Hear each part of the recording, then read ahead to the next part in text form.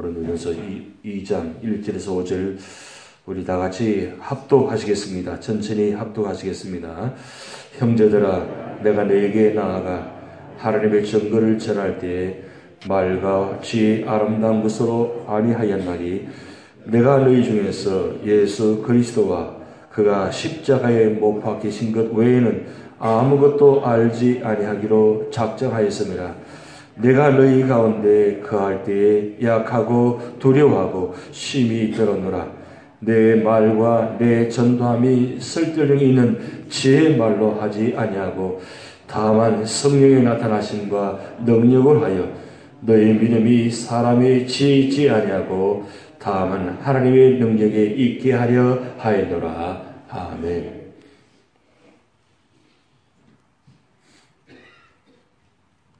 아침에 제가 나오면서 넥타이를 항상 메고 나오는데 넥타이가 좀 있습니다. 뭐 그동안 늘 모아놓은 게 있는데 늘 보면 많은 색깔들이 있는데 늘 손이 가지는 색깔이 뭐냐면 오늘 제가 메고 나온 이 붉은 색깔입니다. 왜 제가 이 붉은색을 메느냐면 두 가지 의미가 있습니다. 첫째는 이 붉은색은 모든 양복에 잘 맞기 때문에 웬만하면 다 이 붉은색은 다 소화가 되잖아요. 그래서 주로 이 붉은색을 좋아합니다. 두 번째 좋아하는 이유는 이 붉은색을 멜 때마다 목사가 죽어야지. 왜냐하면 이 피의 상징이니까. 늘 붉은색을 제가 좋아하는 이유는 예수님께서 피 흘리시는 그 생각하면서 이렇게라도 목을 맬 때마다 목사는 목을 맬 때마다 죽어야지 하고 넥타이를 매는데 늘 색깔을 붉은색을 맵니다. 이렇게라도 사실은 뭐 매어야 되지 않겠나 그런 마음도 있고 또 한쪽 마음은 목사가 죽어야 교회가 살지 목사가 죽어야 성도가 살지 늘 그런 마음 갖고 있습니다. 왜냐하면 사실 저도 모르게 제 안에 있는 성격이 간혹 가다가 나타납니다. 불쑥불쑥. 아니 어떻게 그렇게 하실 수 있나? 아니 어떻게 제 마음을 그렇게 모르시나? 그렇게 생각들 때마다 저도 모르게 불쑥 이렇게 나타나는 게 있습니다. 그럴 때마다 제가 누른다고 누르지만 저도 모르게 얼굴이 때로는 나타날지도 모를 때가 있기 때문에 늘 조심합니다. 왜냐하면 목사가 자꾸 얼굴이 붉으라 하면 그 은혜가 되지 않지 않습니까? 목사가 성격이 자기 마음대로 나타나고 뭐 회의할 때마다 당회할 때마다 그리고 예배 드릴 때마다 무슨 봉사하고 뭐 일을 할 때마다 자꾸 이거 뭐가 나타나면 그 은혜가 안 되니까 자꾸 스스로 저 죽이려고 하지만 저도 모르게 제 안에 있는 것이 있다 보니까 참 쉽지는 않습니다. 그래서 넥타이를 멜 때마다 아침에 꼭 멜 때마다 그렇게 합니다. 제가 와서 그런 말씀들 많이 하셨어요. 목사님 좀 자유스럽게 복장을 오지 뭘 그렇게 메고 나오십니까? 특히 여름에 이 뜨거운 이 밖에도 뜨거운데 안에도 뜨거운 이 시간에 뭘 그렇게 넥타이까지 메고 나오십니까? 좀 편안하게 하시죠. 그렇게 하실 때가 있어요. 그런데도 불구하고 자꾸 제가 메는 이유는 그런 의미가 있습니다. 저라도 목을 메어야 되지 않겠나.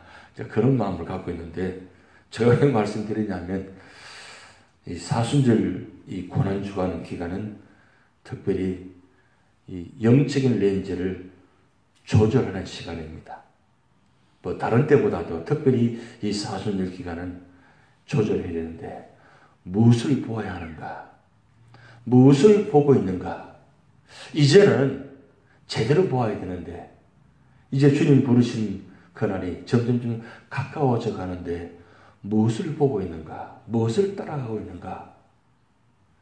그것이 우리에게는 참 중요합니다. 여러분 지금 무엇을 보고 계십니까?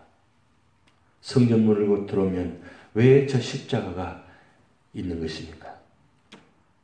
때로는 어떤 교단에서는 저 십자가도 우상화 될 수 있으니까 저 십자가가 없습니다. 그런데 왜 십자가를 굳이 교회 밖에, 교회 안에 십자가를 걸어 놓습니까? 결국 십자가만이 구원이고 십자가만이 살길이기 때문입니다. 저 십자가를 떠나면 우리는 아무것도 아닙니다. 십자가가 있기 때문에 사실 오늘 우리가 이 자리에 있고, 저 십자가 때문에 그 능력으로 말미암아 우리가 구원받았기 때문입니다. 그런데 저 십자가에 누가 저 올라가셨습니까?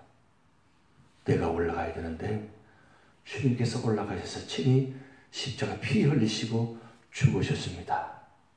그래서 저 십자가가 바로 나를 살리는 자리이기 때문에 우리는 십자가를 바라봐야 됩니다. 이제는 다른 보지 마시고 이제는 십자가만 바라보시기 바랍니다. 왜요? 십자가만이 나를 끝까지 주님께로, 끝까지 천국으로 인도하는 그런 표시가 때문입니다. 제가 몇 주 전에 말씀드렸던 이 눈 깜빡이 시인 미즈노 겐저노의 시인 괴롭지 않았더라면, 그래서 제가 시를 한번 읽어드린 적이 있습니다. 근데 제가 오늘 아침에 말씀 보면서 이 시를 보면서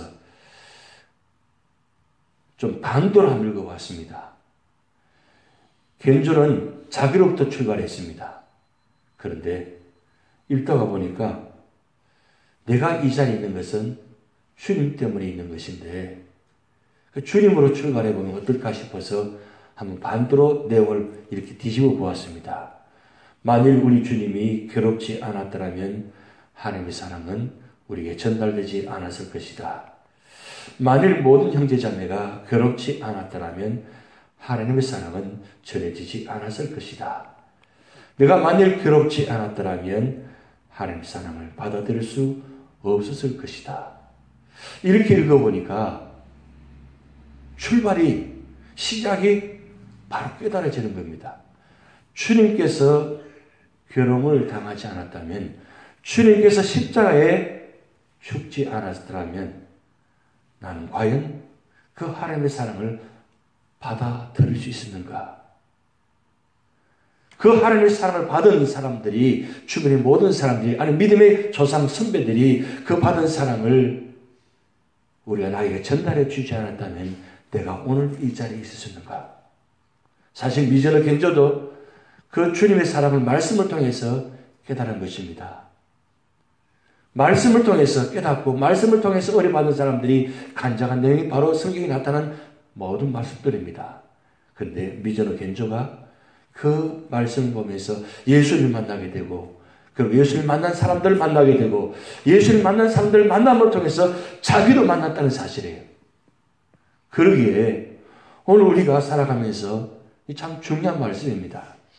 여러분, 사순절 되면 이 골고다 그 겟세마네 동산에서 예수님께 기도하는 장면과 예수님께 십자가에 달려 돌아가신 장면을 생각합니다. 그런데 여러분, 그 예수님 달린 그 십자가 옆에 두 십자가 더 있었다는 것을 여러분 알고 계십니까? 그래서 십자가는 세 개가 있었습니다. 세 개의 십자가 있었는데 왜 하필이면 예수님께서 중앙에 십자가가 있을까요? 오른쪽에 있었을 수 있습니다. 좌편에 있을 수도 있어요. 그런데 예수님 십자가 딱 중앙에 있습니다. 왜 중앙에 예수님 십자가가 있었다고 생각되십니까? 물론 좌편, 우편의 강도보다 제가 더 중요하니까, 그래서 중앙에 세웠을 수도 있다고 생각할 수 있습니다. 그러나 그것보다 더 중요한 의미가 있습니다. 그 중요한 의미는 이 십자가를 통해서 선택권을 우리에게 약속을 주셨다는 사실입니다. 자, 똑같이 죄를 지은 사람들이 다 새 십자가에 올라가 있습니다. 그런데 한 분은 죄가 없으신 분이 십자가에 올라왔습니다. 그런데 우편, 좌편 강도는 죄가 있는 사람들입니다. 그저 십자가는 죄가 있는 사람이 올라가는 자리입니다. 그런데 죄가 있는 사람들 올라간 우편, 좌편 강도 똑같이 출발해서 똑같이 올라가 있습니다. 그런데 우평강도 좌평강도 마지막 순간은 전혀 다른 길의 모습을 갖습니다. 똑같이 중앙에 있는 예수님 바라보면서 비판하기도 시작했습니다. 그런데 결과는 달랐습니다. 우평강도는 좌평강도가 예수님을 비난할 때에 우평강도는 분명히 이 좌평강도에게 그 비난한 것을 꾸짖었습니다. 이분은 죄가 없는 분이라고. 참 신기하죠. 놀랍죠. 그 자리에서 어떻게 그렇게 생각할 수 있고 말할 수 있는가? 아니 지금 죽기도 바쁜데 너무 고통스러워서 너무 힘든 자리인데 어떻게 그렇게 말씀을 할 수 있을까요? 그런데 중앙에 있는 예수님을 바라보면서 우평강도는 무슨 생각이 들었을까요? 어떻게 그렇게 생각할 수 있었을까요? 참 하나님의 은혜죠. 하나님의 은혜입니다. 그런데 마지막 그 순간에 죽는 순간에 예수님을 선택했기 때문에 그는 예수님과 똑같이 낙원에 있는 축복을 받았다는 사실입니다. 그런데 좌평강도는 끝까지 우평강도가 그렇게 꾸짖었더라면 그 순간에 깨달을 수 있는 기회가 있었다는 사실입니다. 그런데 깨닫지 못하고 마지막까지 비난하고 저주하다가 결국 그는 영원한 멸망의 길로 갈 수밖에 없었다는 사실입니다. 그러면 어른 여러분 어떤 자리에 있는 것입니까? 우리에게는 언제나 선택권이 주어져 있습니다. 하나님께서 이 세상을 창조하시고 마지막 여섯 날에 사람을 창조하실 때 가장 큰 축복은 우리 속에 하나님의 형상을 담겨놓은 것 가장 큰 축복입니다. 근데 그 가운데 가장 큰 축복은 뭐냐면 하나님을 선택할 수 있는 자유의지를 주셨다는 사실이에요. 신이 우리에게 가장 큰 축복권이 무엇입니까? 인간이 하나님을 선택하는 선택권을 주었다는 사실이에요. 이거 얼마나 놀라운 축복입니까? 그런데 어떻게 했습니까? 선택권을 잘못 선택함으로 말미암아 말씀에 순종하지 못하고 선택의 자리에 있다 보니까 결국은 에덴 동산을 추방당하는 말미암아 죄가 오고 죽음이 찾아오게 되었습니다. 그 죽음의 문제를 해결하기 위해서 이 땅에 오셨는데 그 주님을 오히려 죽여버리는 이런 엄청난 비극이 어디에 있었단 말입니까? 그런데 오늘은 사도 바울이 오늘 2절 말씀이 참 중요한 말씀합니다. 여러분 2절 말씀 같이 읽어보시겠습니다. 내가 너희 중에서 예수 그리스도와 그가 십자가에 못 박히신 외에는 아무것도 알지 아니하기로 작정하였습니다. 여러분 사도 바울이 어떤 사람입니까? 빌립보서 3장 5절 말씀 보면 이렇게 기록되어 있습니다. 나는 8일 만에 할례를 받고 이스라엘 족속이요 베냐민 지파요 히브리인 중에 히브리인이요 율법으로는 바리새인이요 열심으로는 교회를 박해하고 율법의 의로는 흠이 없는 자라. 그러나 무엇이든지 내게 유익하던 것을 내가 그리스도를 위하여 다 해로 여길 뿐더러 8절 말씀 우리 다 같이 있습니다. 또한 모든 것을 해로 여기면 내 주 그리스도 예수를 아는 지식이 가장 고상하기 때문이라. 내가 그를 위하여 모든 것을 잃어버리고 배설물로 여기면 그리스도를 얻고. 여러분 우리가 고린도서 1장을 통해서 3일 동안 말씀드렸습니다. 유대인을 이야기하고 헬라인을 이야기했습니다. 그들은 정말 뛰어난 사람들입니다. 표적을 구하고 지식을 구한 사람들입니다. 그런데 그렇게 많은 것을 알고 많은 능력을 갖고 있는 그 사람들이 진짜 중요한 것을 깨닫지 못했습니다.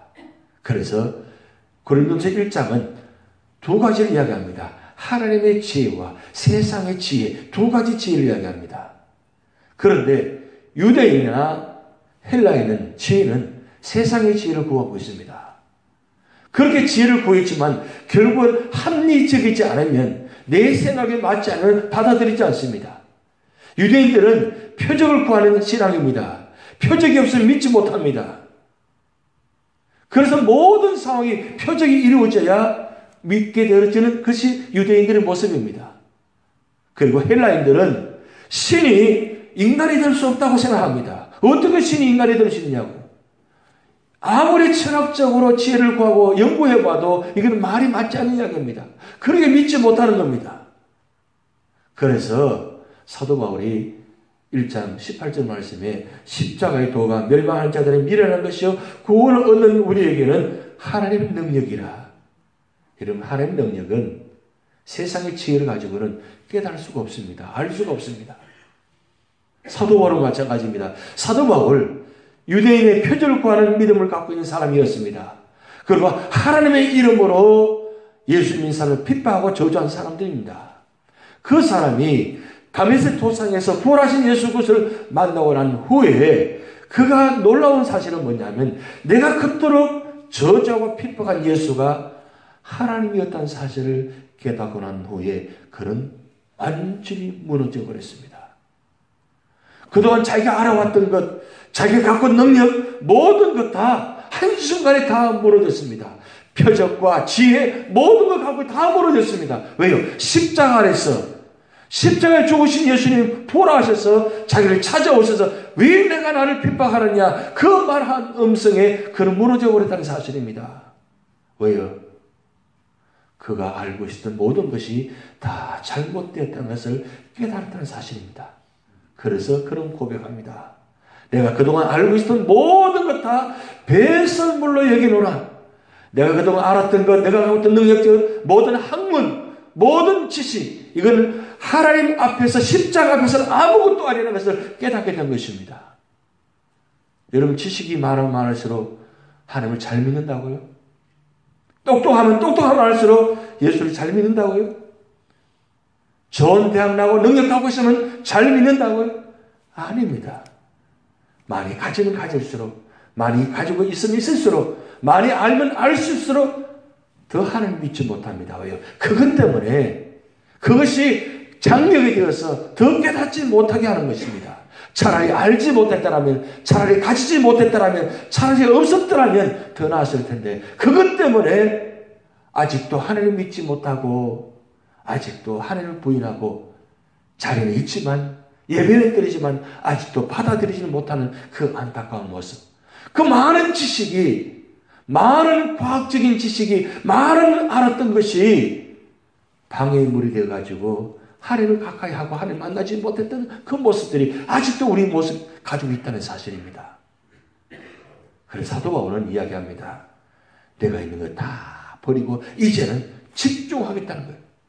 예수 그리스도를 알고 있는 십자가에 못 박히신 외에는 나는 이제는 알지 않겠다고. 그 뜻은 이제는 오직 예수님만 십자가만 집중하겠다는 거예요. 여기 이야기 배경이 있습니다. 사도 바울이 복음을 전하는데 아덴에 가서, 이 아덴은 곤도와 같이 헬라 문화에 속했기 때문에 지식이 뛰어난 사람들입니다. 그리고 수사하게 발달돼서 말을 잘하는 사람들이 많이 있는 것입니다. 그래서 사도 바울이 자기가 갖고 있던 그동안 지식 그리고 학문 가지고 복음을 전했습니다. 그토록 언변이 뛰어나게 정말 놀라울 정도로 말을 전했습니다. 그런데 아덴에 가서 복음을 전하다 실패해버렸습니다. 이게 웬일입니까? 지식을 가지고 예수 그리스도를 전했습니다. 학문을 가지고 예수를 전했습니다. 그런데 그 아덴에 있는 사람들이 워낙 지식이 뛰어나고 말을 잘하다 보니까 지금 사도 바울이 말하는 것, 그거 믿을 수 없다는 거, 알 수 없다는 거예요. 그거 정말 어리석다는 거예요. 그가 깨닫고 난 후에 고린도 와서 교회를 세우면서 그가 다짐합니다. 나는 다시는 학문적으로 지식으로 내가 전하지 않겠다고. 왜요? 그 학문은 지식인 능력이 없기 때문입니다. 그런데 세상 사람들은 십자가하면 죄를 지은 사람만이 십자가를 지는 것이 어리석은 일이다. 아니, 이야기합니다. 예수님은 죄가 없는 분이 올라갔었다고, 십자가를 지셨다고. 그 말을 헬라 사람들 어떻게 받은 줄 아십니까? 정말 어리석은 사실이라고. 왜 미쳤지? 왜 올라가느냐고. 의미를 못하니까, 깨닫지 못하니까 그렇게 받아들이는 것입니다. 십자가 왜 올라가셔야 되는지, 왜 죽으셔야 되는지 지식적으로는 도무지 해석이 안 나오는 것입니다. 그런데 이 십자가 능력은 십자가를 져야만 온 세상의 인류가 구원받는다는 사실을 어떻게 그것을 해석할 수 있고 설명할 수 있습니까? 십자가 외에는 해석이 없다는 사실입니다. 사도 바울이 그것을 깨닫고 난 후에 고린도에 와서부터는 오직 예수 그리스도만, 십자가만 전하기 시작했던 사실입니다. 그러면 놀라운 사실은 예수 그리스도만 전하고 십자가만 전하니까 그때부터 복음의 능력이 나타나기 시작했습니다. 왜요? 십자가에 예수 그리스도가 능력이시기 때문입니다. 그분은 부활하셔서 지금 성천하셔서 하늘 우편에 계시면서 살아 역사하신 분이기 때문입니다.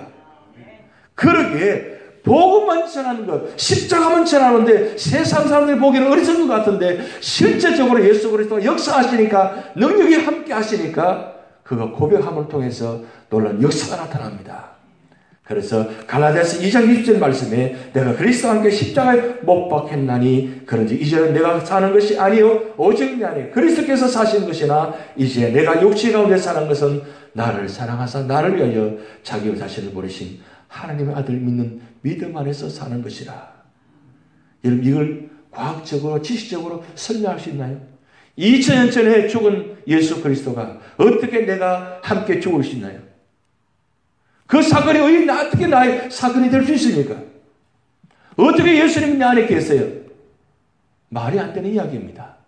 그런데 하나님 믿는 그 순간, 십자가를 믿는 그 순간 주님이 내 안에 들어오시고 주님이 내 안에 계시니까 내가 달라지기 시작합니다. 내가 예수 그리스도를 받아들이고 믿고 구원받는 그 순간 2000년 전에 그 사건이 나의 사건이 되어집니다. 그리고 십자가, 그 피 흘림이, 고통이 나의 고통으로 되어집니다. 그래서 십자가 바라볼 때마다 눈물이 납니다. 십자가 바라볼 때마다 아픔이 있습니다. 십자가 바라볼 때마다 은혜가 있습니다. 내가 죽어야 되는데 주님께서 죽으신 사건이 되어지니까 저 십자가 바라볼 때마다 고통이 이루어지는 겁니다. 왜 그렇습니까? 바로 저 십자가는 나무 십자가지만 그러나 지금 주님께서 살아 역사하시기에 저 십자가를 통해서 우리에게 말씀하고 계시고 우리 안에서 지금도 살아계셔서 역사하신다는 사실입니다. 주님과 함께 걸어가시기 바랍니다. 주님의 십자가를 붙여주시기 바랍니다. 십자가를 마음에 품으시기 바랍니다. 그냥 목걸이로 귀걸이가 해서 되지 않습니다. 우리 예수 믿는 사람은 외적이 중요한 것이 아니라 그 십자가를 이제는 마음에 품으셔야 됩니다. 마음에 품으셔야 두려움이 없어지는 겁니다. 왜요? 성령의 역사를 통해서 우리 안에 함께 하시기 때문입니다. 그런데 이 십자가는 인간의 지식으로는 도저히 깨달을 수 없는 세상적인 지식입니다. 그러나 성령께서 역사하시면 이 십자가가 나의 사건이 되어지는 것입니다. 그래서 성령을 통해서 역사하신다고 분명히 말씀하셨습니다. 성령이 나타나시면 능력으로 말미암아 내가 복음을 전하노라. 여러분, 오늘 우리가 세상 살아가면서 성령 충만함을 받으라고 말씀하고 있습니다.